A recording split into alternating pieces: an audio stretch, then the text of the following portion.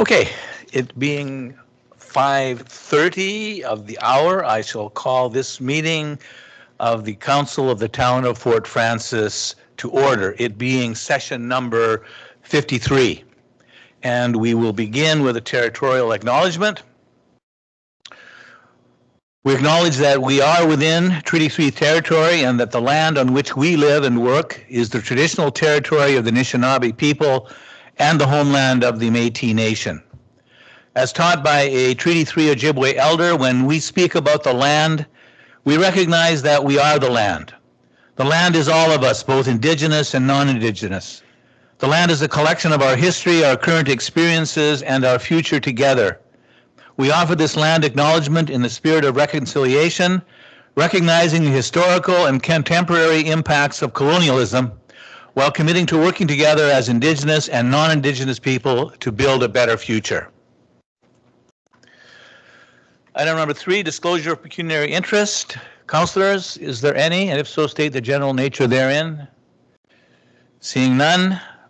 Item number 4, there are no delegations or deputations, which brings us to item number 5, presentations. And we have 2 stalwart representatives of BDO Canada LLP, reputedly the world's toughest accountants. I wasn't going to say that. So, Jeff, you're elected to present? Yeah, apparently. Thanks for the opportunity. Yeah, take it away, Jeff, and thank you for coming, both of you. Don's going to take control of the financial statements on the screen, so my best to task there. So just a little bit of logistics about how the audit went this year. It went very well, actually. Don was very well prepared, along with the rest of the finance staff again. So appreciate all the hard work that went into getting prepared for the audit and during the process of the audit to Don and their finance staff. So thank you very much for that. We came on site for a day, actually 2 days in December, to do our interim audit visit. Our interim audit visit normally includes us coming to do some planning work, getting a little bit of a head start on our audit procedures, but mostly gaining an understanding of the town's accounting system, making sure that nothing significant has changed that would change our audit strategy, any of the risks that we've planned in the past and the procedures that we've planned in the past. So that meeting went very well, that visit went very well. Then we attended for a week-long fieldwork visit at the end of March, and we gathered most of our audit evidence during that fieldwork visit, and then we gathered more evidence from the end of March on until today. And we're here, glad to say we're here today with draft financial statements that we believe are in final form, though, and happy to go through with the council. Sorry, it sounds like the mic is on.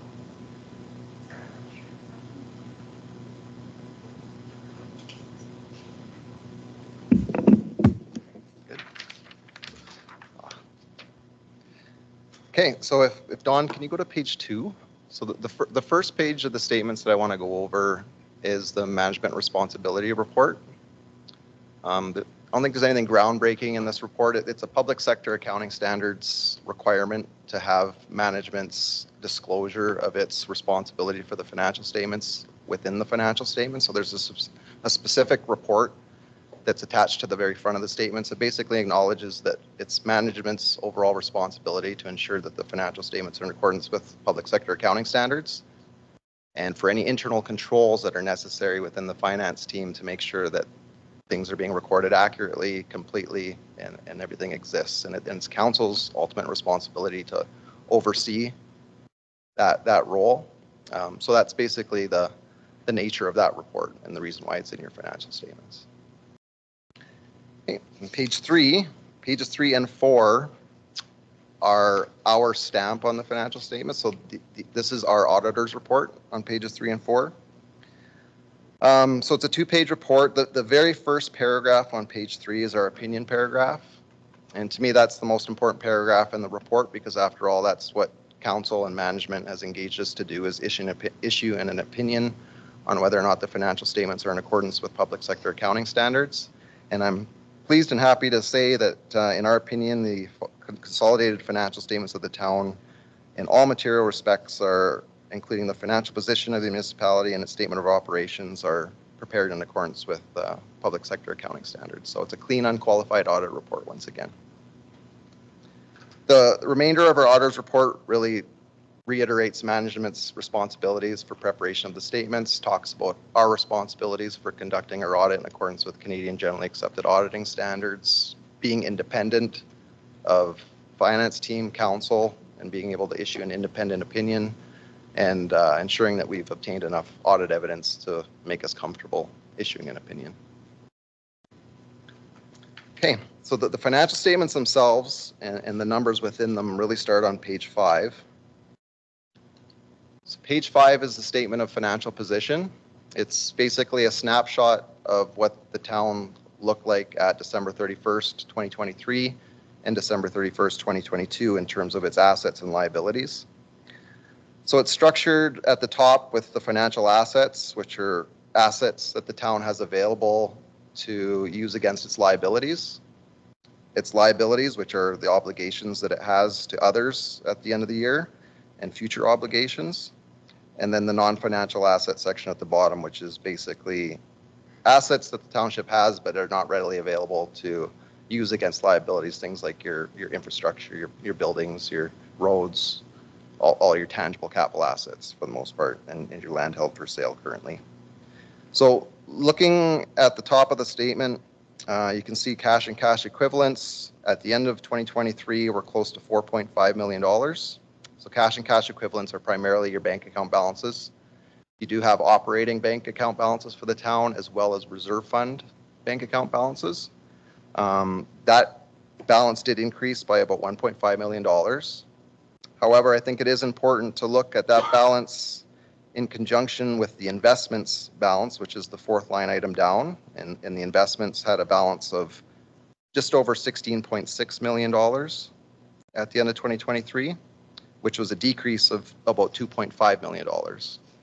So on a combined basis, those are the two line items that show the most liquid assets of the town. Its bank account balances and its investments are pretty liquid too. The town's invested in a high interest one fund savings account and GICs. So it's good to look at those two balances together, and on a combined basis, they're sitting at about $21.1 million, whereas in 2022, it was about $22.2 million. So about a decrease of about $1.1 million. And I think that's reflective of the fact that taxes and accounts receivable have gone up, which we'll get into a second. So the money coming into the township is a little bit slower coming in than maybe it was last year. From a restricted fund standpoint too, so the town's has set aside reserve funds of $22 million in its financial statements, and it also has some deferred or restricted funding from federal gas tax and provincial gas tax funds, which total together about $23.6 million. The restricted cash and investments that the town has at the end of 2023 was about $19.5 million. So that represents about a $4 million borrowing from your reserve funds. And that's, again, due to the fact that your accounts receivable have increased. So these days, the provincial and federal governments are providing grants normally after projects take place, which means that the town is financing those projects in advance, awaiting those funds to come in. So that is the primary reason why overall cash and cash equivalents and investments have gone down by $1.1 million is the increase in your accounts receivable. In terms of the receivables, so there's two receivables on the financial statements. One is taxes receivable, and the other is all other types of receivables, just labeled accounts receivable. The taxes receivable were sitting at $748,000 at the end of 2023, which was a $291,000 increase. So a pretty hefty increase of 63%. The taxes receivable as a percentage of taxation revenue at the end of 2023 were 5.1% versus 3.3% in the previous year, which signals that people are taking a little bit longer to pay their taxes. It's not something that we're only seeing in the town of Fort Frances. It's something we're seeing consistently in other public sector and municipal audit engagement, so the town isn't alone there. The cost of living has increased, so people, I think, are struggling a little bit more in getting bills paid. We also did notice that of the $748,000, there were 12 properties with a $10,000 or greater balance at the end of 2023 versus 3 properties at the end of 2022. So the number of properties with a higher arrears balance on their taxes had increased as well. From the accounts receivable perspective, which is the next line item of just over $9 million, which is all other receivables outside of taxes. So it includes your federal and provincial grant revenue, HST receivable, any user fee receivables, including water and sewer bills, and any amounts due from the trust funds that the town administers. So the accounts receivable had gone up by $2.3 million. So again, going back to the original discussion of your cash and cash equivalents and investments going down, that increase in the receivables is a reflection of you having to borrow a little bit from your reserve funds while you wait on government grants to come in. Included in that $9 million was $4.5 million of Ontario provincial grants, $1.9 million of federal grants, $368,000 of HST, close to $1 million of user fees, primarily water and sewer, which most of that is current billings for the 2-month cycle prior to year end. And there was also $284,000 yet to come in from the Spray Park Trust, from the donations that went into the trust and are being transferred to the township, to the town. And the very last asset on the financial asset side is the investment in government business enterprises, which had a value of just over $6.7 million at the end of 2023. So there's 2 investments included in that line. One is the Fort Frances Power Corporation investment, and the other one is the Fort Frances Network Service investment. The Fort Frances Power Corporation investment makes up the majority of that line. And most of the Power Corporation's net investment comes from back in 2000 when the town transferred the infrastructure and the assets for the Power Corporation to the corporation itself. So of that $6.7 million, 5.8 relates to the initial transfer of assets way back in the year 2000. The Power Corporation has accumulated $854,000 of accumulated surplus since the year 2000. And that included $151,000 surplus this past year. We were also the auditors for the Power Corporation, and we met with the board of the Power Corporation on April 23rd, which included Mayor Halikas, and presented the financial statements on that date, and they were approved then. So in total, the town had total financial assets at the end of 2023 of $37,612,000. That was an increase of $1,672,000. Most of that sitting in accounts receivable right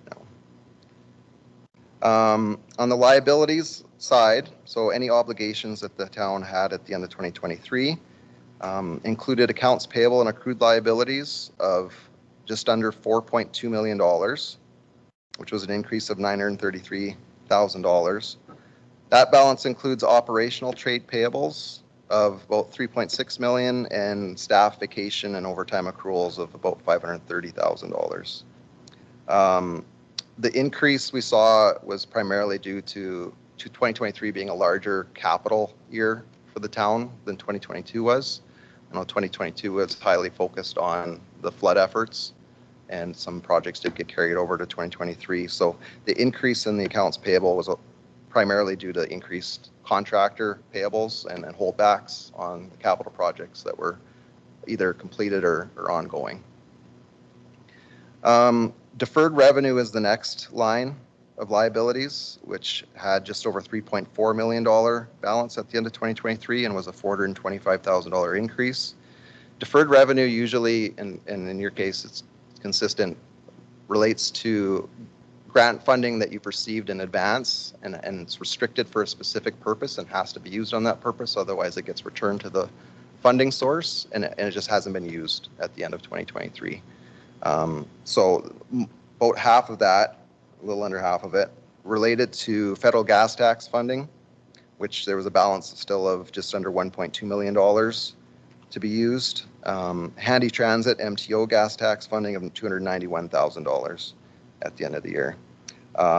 Some of the other larger grants that were still on hand to be used included Ontario Community Infrastructure funding of $681,000, Transport Canada funding of $312,000, FedNor funding for the micro-feasibility study of $291,000, Northern Ontario Resource Development Support funding of $181,000, and there was also prepaid property taxes of $476,000. So those were the components of the deferred revenue. The next line item is a new line item this year in this year's financial statements, although you do see an amount in the 2022 column. So the asset retirement obligations liability at the end of 2023 was a little over $2.5 million. And this stemmed from the Public Sector Accounting Standards Board issuing a new standard that became effective in 2023 that required municipalities to account for any type of asset retirement obligation where it has a legal obligation to incur future costs for some type of cleanup. And the two liabilities that are included in the town statements, one relates to the landfill closure, post-closure, which isn't new. There was a liability in the statements before for that liability. The new one that is also attached to it, though, is asbestos cleanup for any asbestos materials that happen to be in town infrastructure. So the asset retirement obligation is an estimate of what the town would need to have invested at the end of 2023 to grow in value just based on investment earnings to get to a point where it has the funds available to offset those future costs.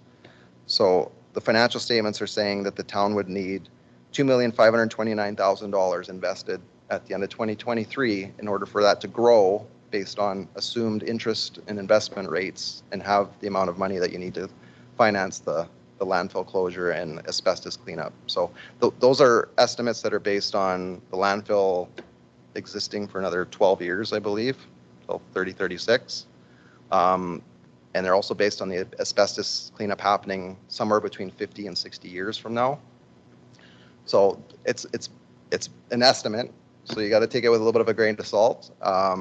And it's dependent on those assumptions being accurate, either the assumptions of the closure dates, the assumptions of the future investment returns you're going to have on your investments, as well as the discount rates that were used in present valuing the cost, or the inflation rates that were used in future valuing the costs associated with the actual cleanup. So the costs that the estimates that were made were based on engineer studies that happened a few years ago, and the estimates have been inflated based on estimated inflation rates and then discounted back. So it's a big estimate. The landfill part of that had a value of close to $2 million of the 2.5. The asbestos abatement had a value of $564,000. The town does have a reserve fund set aside for the landfill of about $1 million. So based on these estimates, it would be about $1 million short of the investment needed to grow, but there is 12 years predicted to catch up on that. The town does not currently have an asbestos abatement reserve fund, so that liability is $564,000. So the standard came out as a method to help municipalities plan for these future costs. So that estimate is in the financial statements to help plan for those future costs, make you aware of them, see where you are right now, and hopefully get to where you need to be down the road. The last liability is the post-employment benefits liability, and it's close to $125,000, and that relates primarily to the firefighters contract allowing for health and dental insurance benefits to be paid after retirement for a certain time period. So it again is another estimate that is actuarially determined by an actuary, and its value at the end of the year was $125,000. In total, that leaves the town with $10,272,000 of liabilities.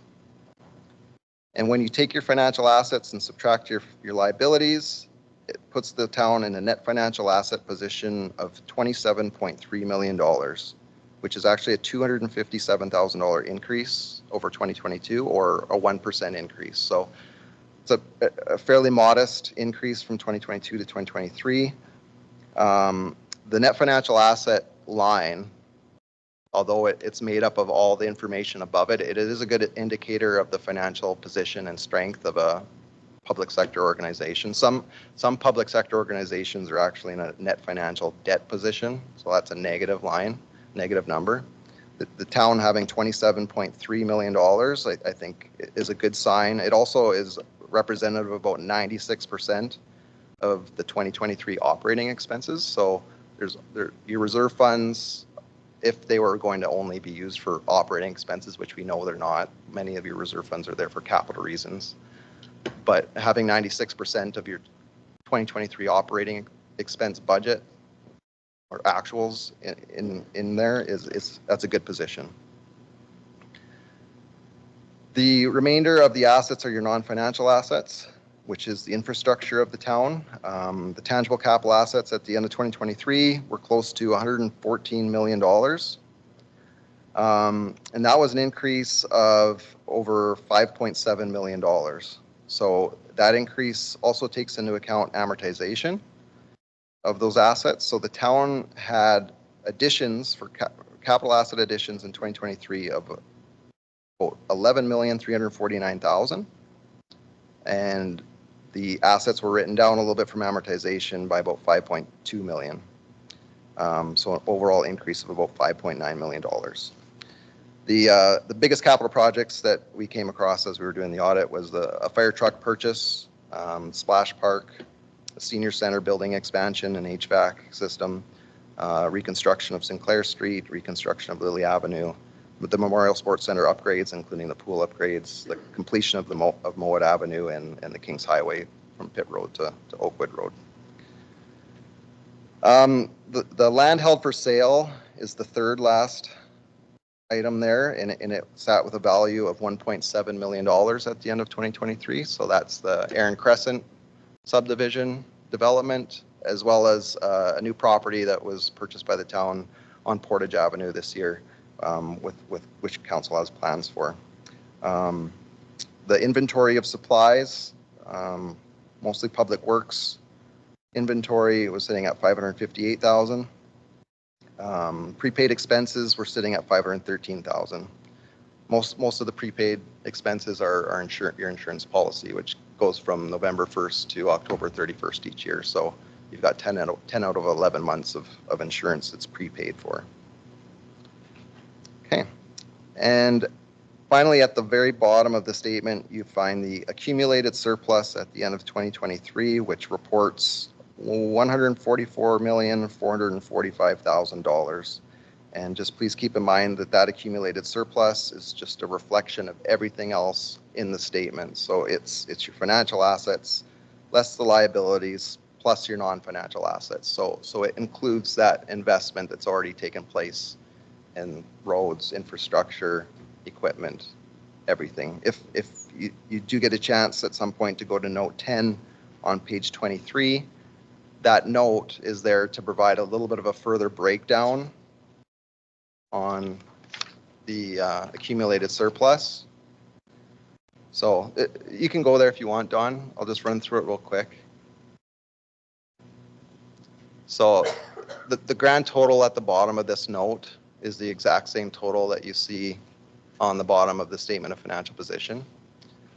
And the note's broken down to different segments to try and give readers of the statements a little bit more information on why is there such a gigantic, that seems like a gigantic, right? That seems like a very big number.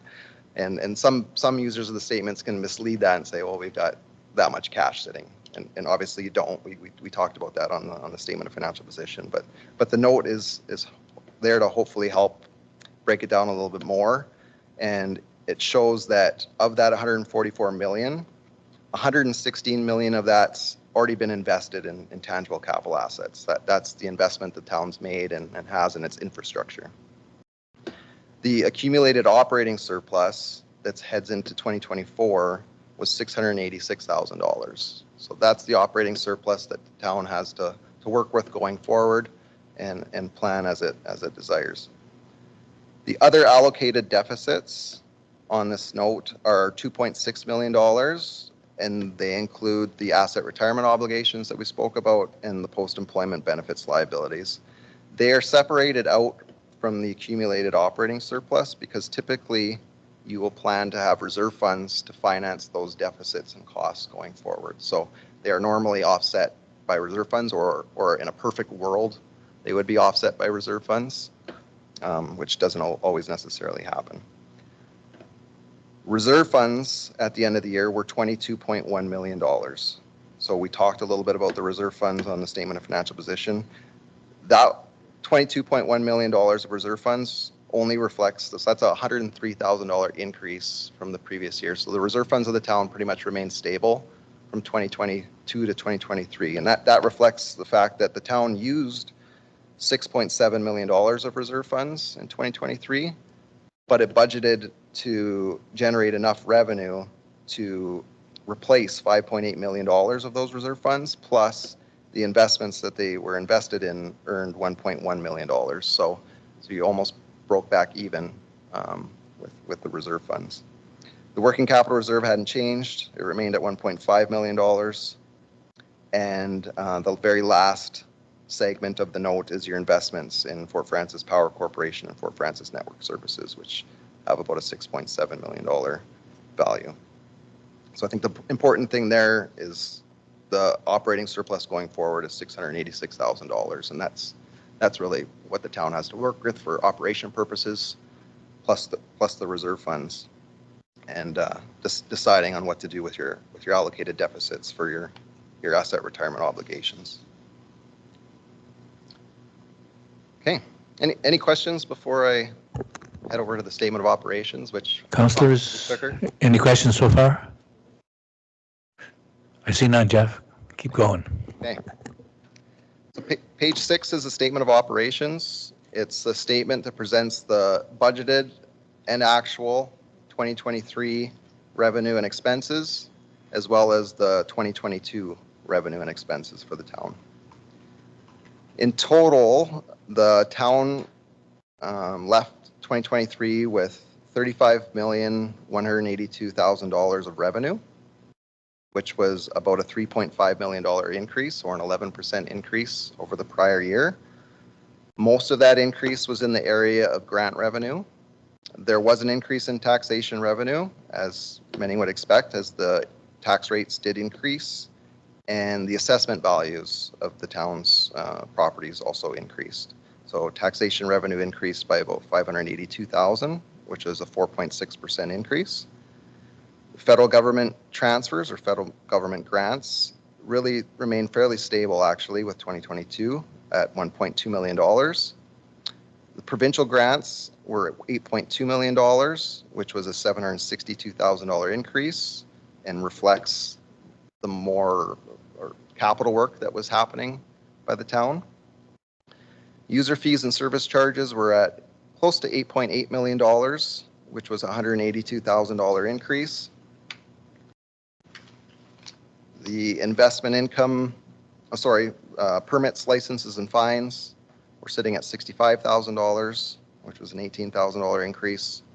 The investment income for the town, I mentioned this a little bit, but it was $1.2 million overall versus $554,000 in the previous year. So a $665,000 increase in investment income, which is a direct reflection of the increased interest rates from 2022 to 2023. Income from government business enterprises at $152,000. So that is the $150,000 income from Fort Frances Power Corporation that I spoke about on the previous page. Municipal accommodation taxation revenue of $271,000, consistent with 2022. And other income of just over $2 million, which is a very large increase of close to $1.3 million over the previous year. And a lot of that has to do with the donations that came in from the spray park and being transferred to the town. That those donation revenues are included in that other revenue line item, as well as some insurance proceeds from the recycling building fire and a couple other incidents where insurance proceeds were collected. On the expense side, the statement of operations presents expenses consistent with the financial information return that goes to the Ministry of Municipal Affairs and Housing. So it's presented based on operating segments, being general government, protection services, transportation services, and so on. Overall, the expenses for the town were $28,623,000, which was close to a $1.4 million increase, or a 5% increase. We did notice there were general increases in salaries and wages. That was accompanied with some changes in the allocation, or how the town was able to allocate its funding and what type of expenses it had. As with the flood in 2022, there was a lot more resources allocated to emergency management, which is why the protection services line on this statement shows a pretty large decrease of $328,000. But you're going to see increases in other areas as those resources that were applied to the flood in 2022 were able to be reallocated. So you've got a decrease in one line, but increases in the others. But overall, it was an increase in expenses of about $1.4 million, or 5%. And revenues less expenses for the year brings you to the town's annual surplus of about $6.6 million. And the thing to keep in mind there is that the statement of operations is operations only for expense purposes, but for revenue, it includes capital revenue. So this statement shows what the surplus would be before your capital spending. And as I mentioned on the statement of financial position, the town spent over $11 million on capital projects. Now the statement of operations also includes over $5 million of amortization. And when you add that amortization back, you're basically at $11 million, which the town used on capital projects. So you do end up getting to a $686,000 operating surplus, which the town has to carry forward. But overall, most of that annual surplus that you see on this statement was used for capital purposes. And that brings us to the bottom, which is the exact same number you would see on the statement of financial position, which is your annual surplus of, again, $144 million. So, yeah, I just want to say again, thank you for the opportunity to have me present. We appreciate the opportunity to work with the finance staff and with everybody. We've drafted the financial information return, which I mentioned a little bit, and Dawn has that. So the submission deadline for that is the end of this week. And again, we think the financial statements are in final form. So I'll take any questions. But yeah, I think the financial statements are good to go. First of all, thank you very much, Jeff, for your presentation. We really appreciate it. Councilors, do you have any questions? I'm seeing none. So we do have a resolution. Recommendation reads that the presentation of the draft 2023 audited financial statements from BDO Canada LLP be received, and that the Corporation of the Town of Fort Frances draft consolidated financial statement for the year ending December 31st, 2023, as prepared by BDO Canada LLP, be hereby approved as attached hereto and forming part of this resolution. And I need a mover and seconder for that, please. Councillor McTaggart, Councillor Olson. Any discussion? All in favor? It's carried. No one is opposed. So once again, thanks very much.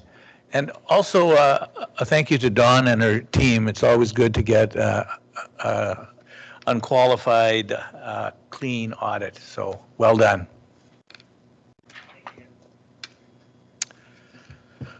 Okay, moving on. Item 6, correspondence. We have none this week, and that brings us to council reports. I usually like to report on positive things that are happening in our community. I'll give 2 shout outs at this meeting. First shout out I want to give is to the successful Clean the Fort Day that was held and organized by the town. And this was the town taking part in the Provincial Day of Action Against Litter. Just a few comments. It was a beautiful day. The weather was perfect. We had some sponsors. The local Dairy Queen donated coupons for Sundays to all participants. The Legion Ladies Auxiliary provided really delicious homemade cookies and bottles of water. And the Northwest Health Unit provided gloves, free needle pickup, and training on needles. And so many thanks go out to our clerks department for taking on this organization. This was the first time we've done it.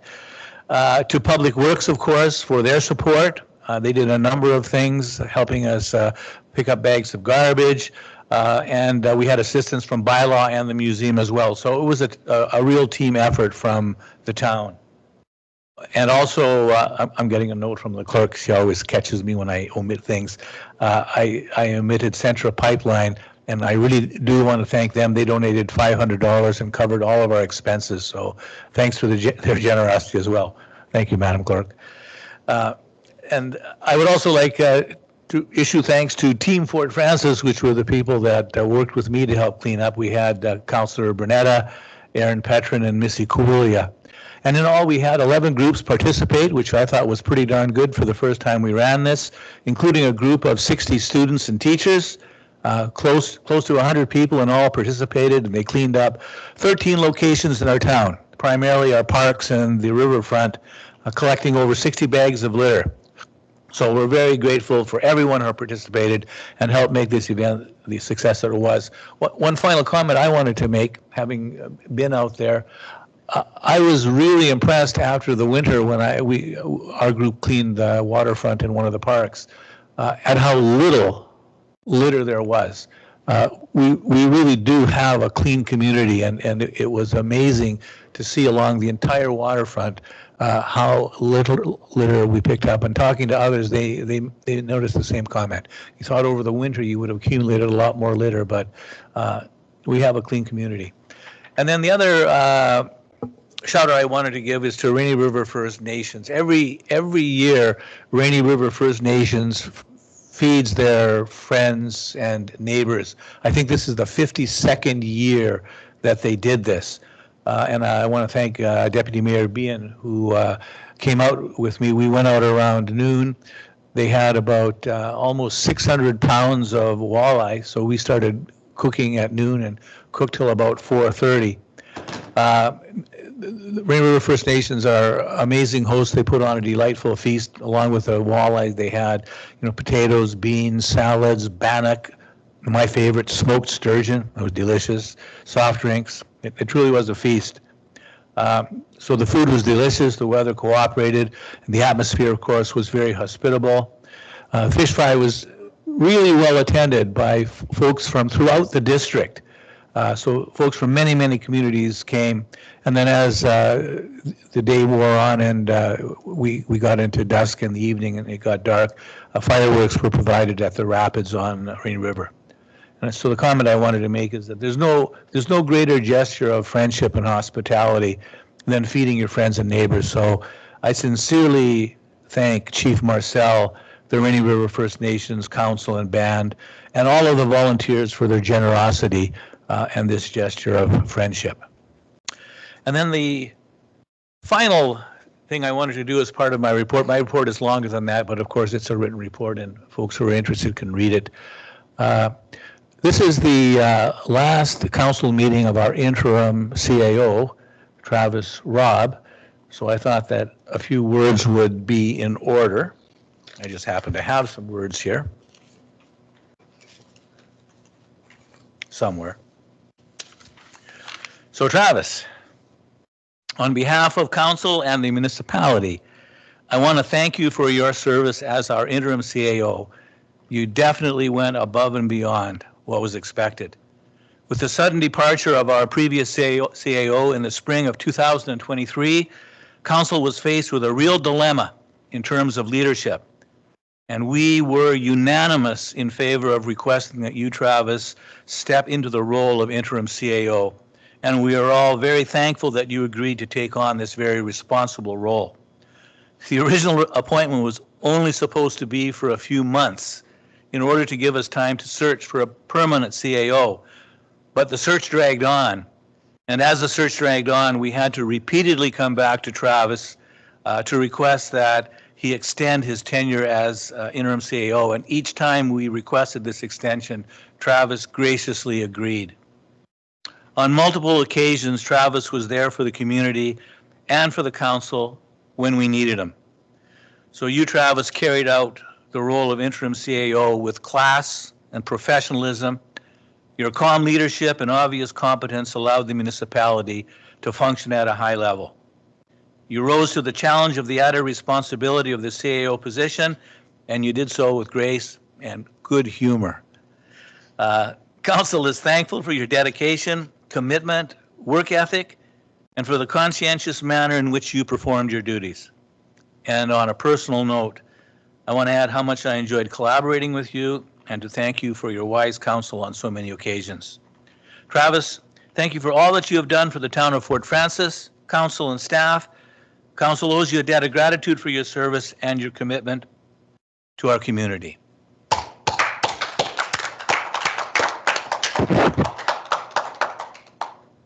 Council has a little gift for you and for your wife, because I know she was a big part of this.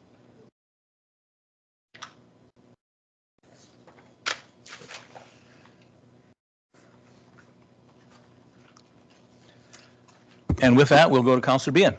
I'm not sure I can follow that, but I'll try. Thank you, Mr. Mayor, and good evening, everyone. The Rainy District Municipal Association held a general membership meeting on Wednesday, May 22nd at 7 p.m. at the Emo Valley Community Center in Emo. Among the business discussed, delegates agreed to keep the RRDMA levy at 90 cents per capita for 2024.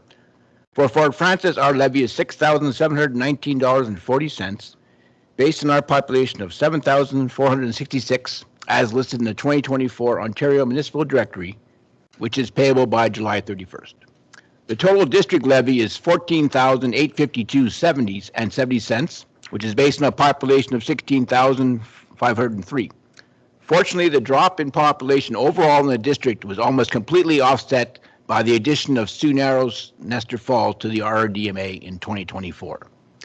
As just noted, delegates approved amending the RRDMA constitution for the inclusion of the township of Sioux Narrows, Nestor Falls as a member, as well as the removal of an RRDMA representative to sit on the Safe Communities Committee, as that group has since disbanded. Also approved was the RRDMA President Doug Hartnell's attendance at the AMO conference on August 18th to 21st in Ottawa, and the renewal of a GIC in the amount of $12,042.50, which is maturing on May 29th, 2024, for a one-year term because that option offered the highest interest rate.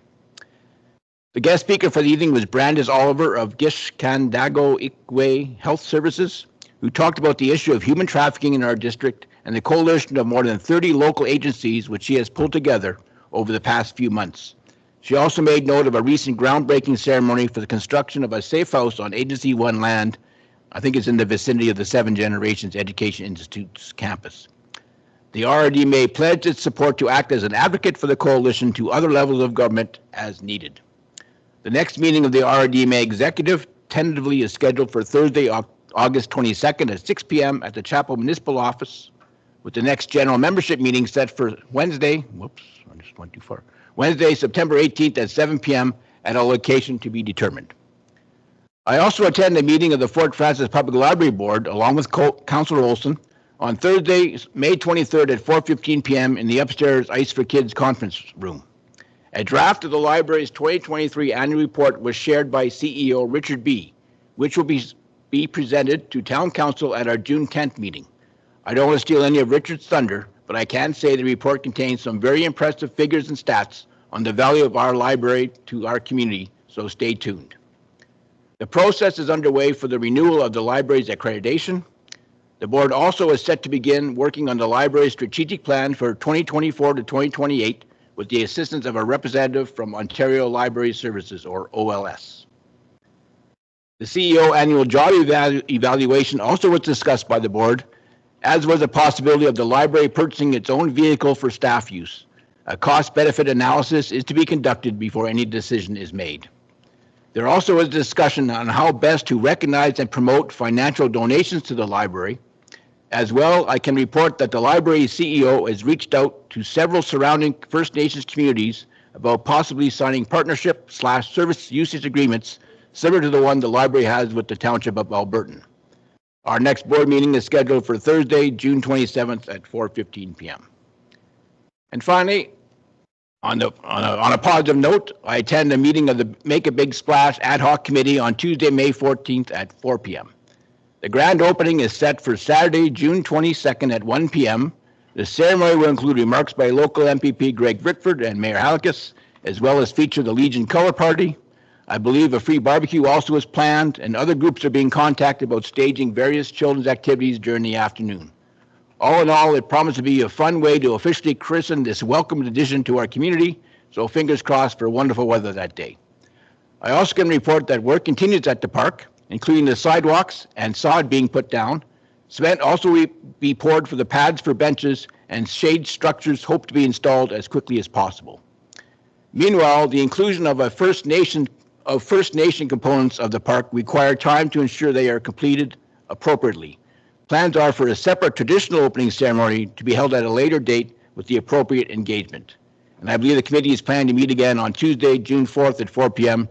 to finalize any more of the grand opening ceremony and activities. And that concludes my verbal update for this month. Thank you. Thank you, Councillor Bien. That brings us to item 8, the consent agenda. There are 4 items on the consent agenda tonight. Starting at 8.2, recommendation reads that council approve the regular council meeting minutes of May 13th, 2024, and that they be approved as presented.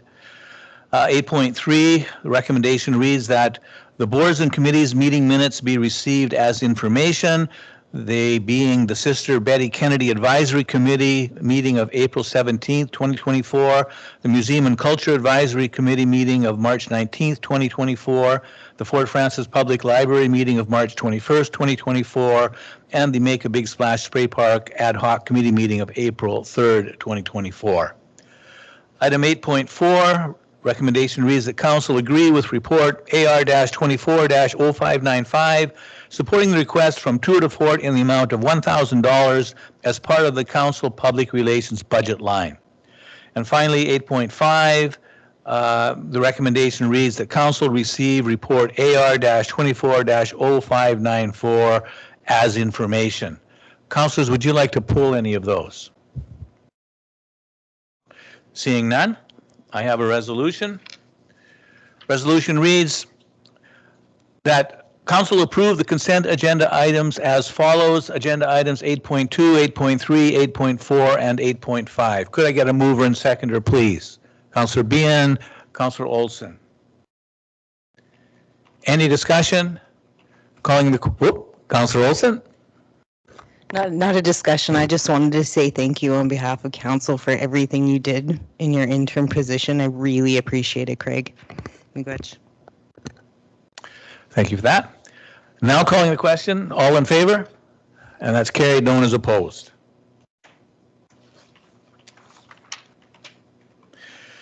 Moving to item 9, which is Administration and Finance Division reports. I'll put a recommendation on the floor and then we can discuss it. 9.1.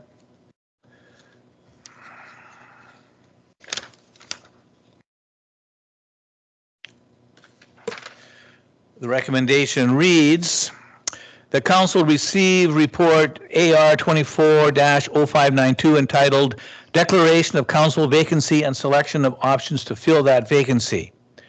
That council of the town of Fort Francis hereby declares the office of one councillor's seat to be vacant as required by subsection 262(1) of the Municipal Act 2001 as amended, and the council directs staff to proceed with option yet to be filled in to fill the vacant councillor office.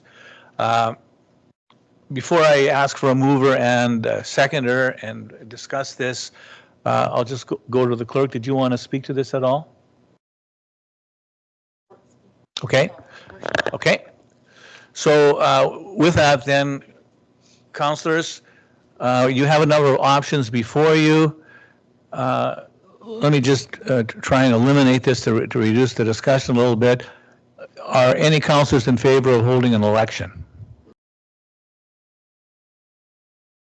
Seeing none, then that reduces it. It means the council is going to appoint. You have two options when you appoint. You can appoint the runner-up of the previous election, or you can call for applications from people in the community to appoint, or council could nominate someone directly. So, council, what are your druthers? Councilor Bien. Thank you, Mr. Mayor. Through you, I noticed that in your report, Madam Clerk, I didn't see a time frame for options 1 to 3, and I'm assuming that option 1 could be completed quite quickly, maybe by the next council meeting if the the alternate from the last election agrees to take on the role. But I'm wondering what kind of time frame we're looking at for options 2 and 3 in terms of how long that might take to go through the whole process. Clerk. Thank you, through your worship. I would deem it in terms of option 2 going out for appointment to eligible electors. It would really be no different than going out through the HR department in terms of advertising. So you would likely advertise for a couple of weeks and see what kind of applications you come in. We'd bring forward a report to council at the following meeting, and then we'd go through that process. And further details would come forward in terms of the process to appoint, in terms of how the voting would come forward during the public session as well. So I'm just thinking that the closing date might be 2 or 3 weeks after, or a month, or we're looking at something like that. Correct. Yeah. It would I would say like by the time July comes around, you would hopefully have the position filled. Mm-hmm. Yeah. Further discussion or comment? Yes. Thank you, Your Worship. I think I'm leaning towards asking for people to step forward with their name, and we select a candidate from all of those that express some interest. Okay, thank you for that. Any further weigh-ins? Yes, Councilor Bien. Thank you, Mr. Mayor. Through you again to Madam Clerk. I'm wondering, I know that an applicant would have to submit up to a 2-page letter as part of their application, and also maybe make a 5-minute presentation to council further into the process. I'm just curious, is there another mechanism in place, either by charging a filing fee or having the applicant be required to collect signatures of 25 residents like we had to do for the election as nominators as part of their application? Because I just want to make sure that we get people who are very serious about being on council, not just get flooded by applicants, by everybody who thinks, oh yeah, sure, what a great idea. So I just wonder, is there a mechanism in place that we can sort of make sure that we're just getting people who are very serious about serving on council as opposed to just a rash of applicants? Go ahead, Madam Clerk. Thank you, through you, Your Worship. In terms of your question for the signatures requirement that is required under the Municipal Elections Act, as well as the nomination fee, I have confirmed with the Ministry of Municipal Affairs and Housing that both of those requirements under the Municipal Elections Act are not a requirement when you require, when you're going through an application process or direct nomination process. Those are only requirements when there's an actual nomination and an election coming forward.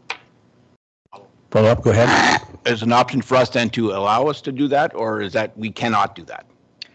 I suspect that in terms of process that would be in place, that hasn't been part of the research that I've conducted. I have looked at various other municipalities, and that is not essentially the process that I've seen in terms of good practices from other municipalities.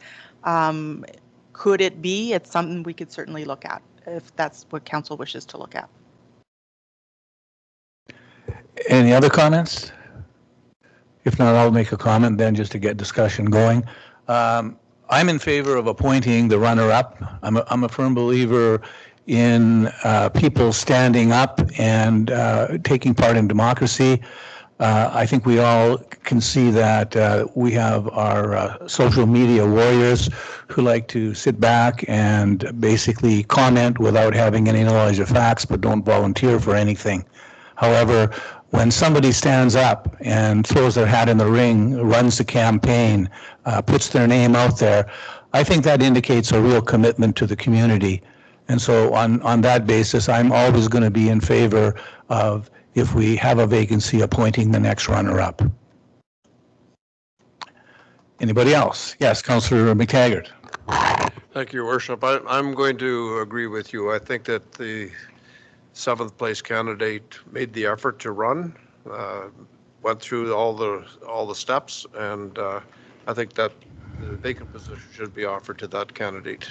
Thank you, Councillor McTaggart. Councillor Behan. Thank you, Mr. Mayor. Through you, I also am leaning towards option 1A, appointing the alternate from the last election. I guess I noticed that staff recommendation is option 1A. Does that mean that we wouldn't do B? You're not recommending option 1A and B, you're just optioning 1A. So if, for example, then the alternate candidate chooses not to. McTaggart and Bean both want to appoint to converse. I don't know. Sorry. I'm just wondering, so then if the person does say no, what would be our option after that then? Thank you. Through you, Your Worship, my recommendation would be that option A1 were to fall through, then at least staff has some direction to move forward with another option. Follow up, go ahead. Then I would be in favor of option 1A, and then if that falls through, then option 2. Thank you.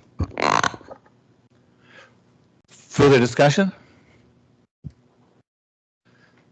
So what we have then is we have 3 people in favor of option 1A, and with one person suggesting that if option 1A falls through, we go with option number 2.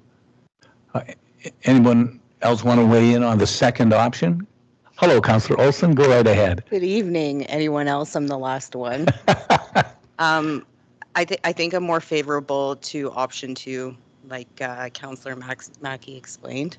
I think for a few different reasons, and it touched to, I think, what you shared also, Mayor Halakis, around, that the idea of putting your money where your mouth is. And so I think when a democratic process can happen, I would like to see that happen in our community. So I'm favorable to option 2 rather than 1A and then moving to option 2. Okay. Thank you for that. Anything else before we call the question? So what I've heard is that we have 3 people in favor of option 1A. So that's, if councillors vote that way, that's going to take it. So right now I'm interested in what your second choice would be. Would that, and I'm seeing option number 2. Am I getting a consensus that 2 would be the second choice? Okay, I'm getting that consensus. So I'm going to read the resolution. So council receive report AR-24-0592 entitled Declaration of Council Vacancy and Selection of Options to Fill that Vacancy.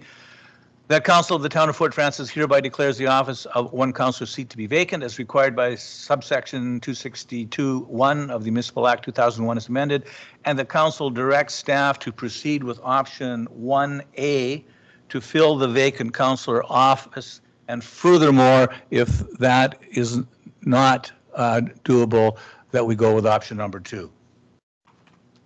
Can I get a mover and seconder on that, please? Councillor Behan, Councillor Olson. Any further discussion? Calling the question, all in favor? Opposed? It's carried. Thank you for that, councillors.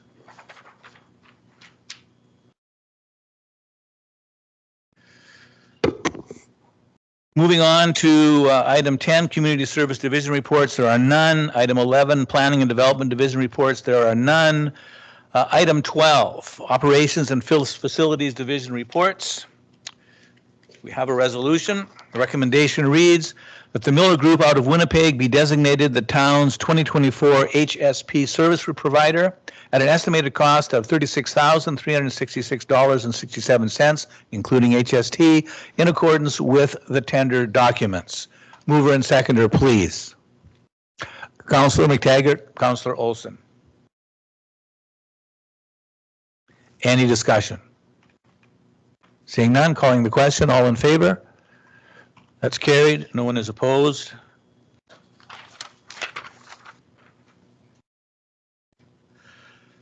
Item number 13, our bylaws. We have 5 of them this evening. Recommendation reads that the following bylaws be introduced and read, finally passed, signed by the mayor and clerk, sealed with a corporate seal, and become law forthwith. First one is that bylaw 38-24 being a bylaw to adopt an emergency management program for the town of Fort Frances pursuant to section 2.11 of the Emergency Management and Civil Protection Act, RSO 1990, chapter E9 as amended. Number 2 is that bylaw 39-24 being a bylaw to establish schedules of retention periods for documents and records to be kept by the corporation of the town of Fort Frances and to repeal bylaw 4716 as amended.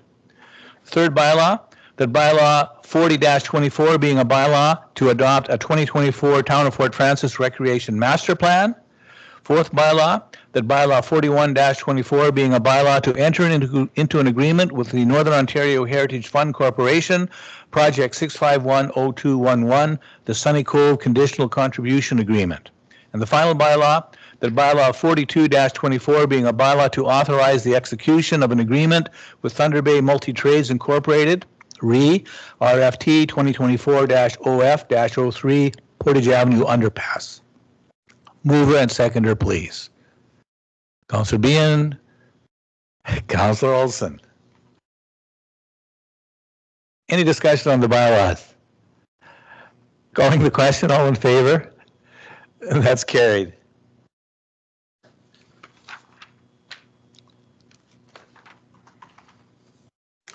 Item 14, notice of motion. There are none, and that brings us to item number 15, which is our closed session. I need a resolution, and here it is.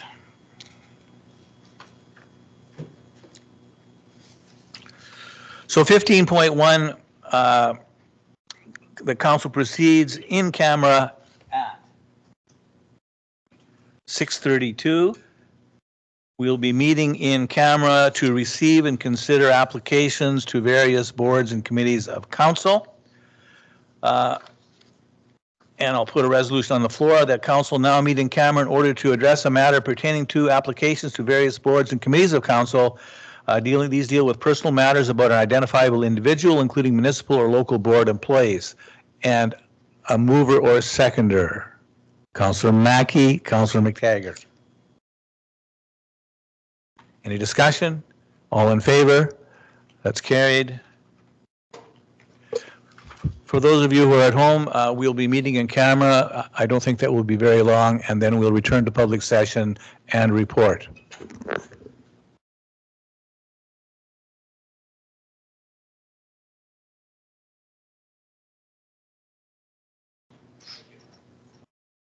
In the closed meeting, we considered applicants for 2 committees and our closed meeting minutes, and we have 2 resolutions coming out of the closed session.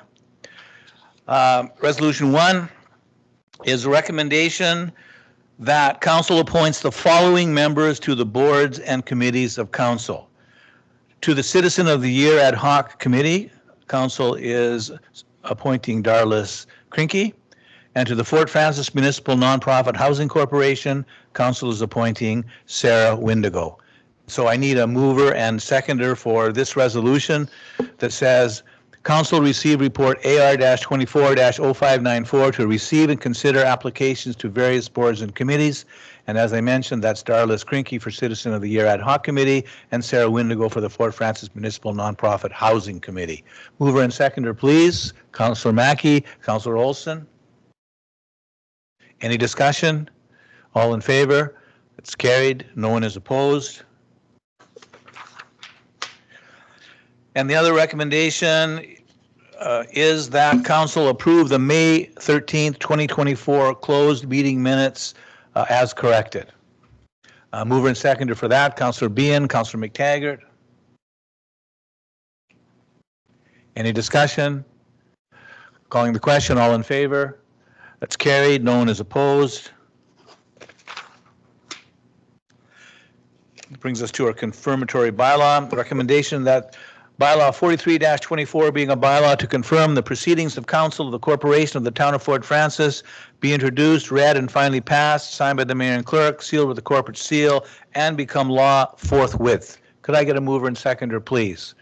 Councillor Olson, Councillor Mackey. Any discussion? All in favor? That's carried.